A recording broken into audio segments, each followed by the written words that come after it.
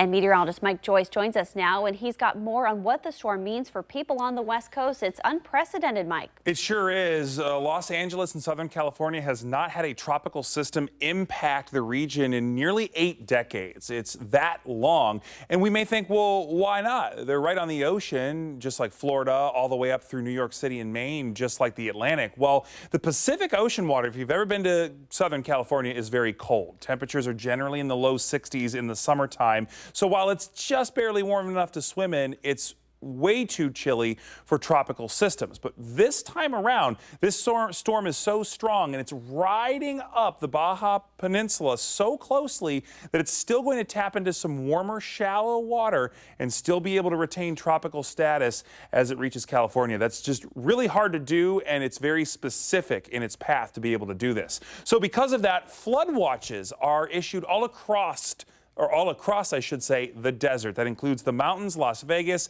and just outside of Phoenix. And this really is going to be a lot of rain. That is going to be the main threat for this system, but it is also going to be windy. We're talking about wind potential up to 60, 70 miles per hour at times, so near hurricane strength, but just not consistently. Right now, though, it's a very strong Category 4 with 130 mile per hour wind off the Baja California coast of Mexico. That's right here. It's going to make landfall tomorrow Sunday, tomorrow afternoon, 2 p.m.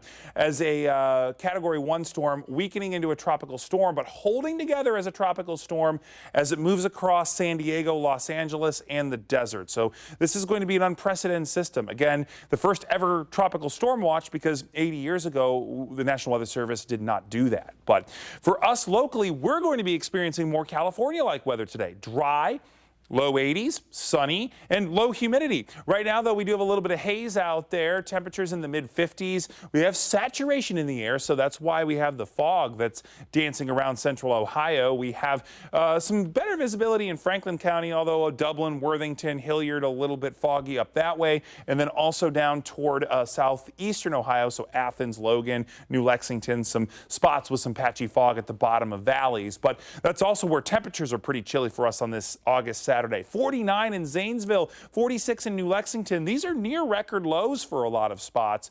Not in the city. The record low is 48, but we have that urban heat island, so that's why we're a little bit warmer. But look at that. Delaware at 43 right now. But we're all warming up this afternoon. In fact, I believe we're going to get into the upper 70s to near 80 today, and then in the 70s this evening. So very comfortable.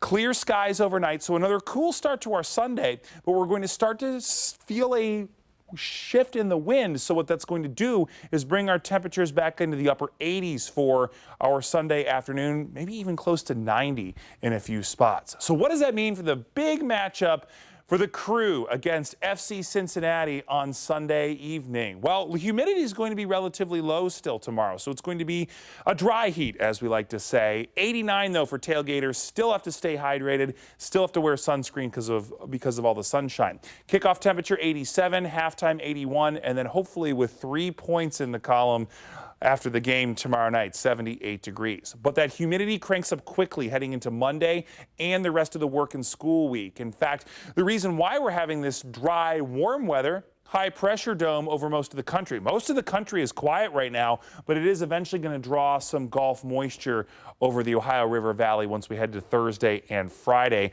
And what that means is dangerous combinations of humidity and heat.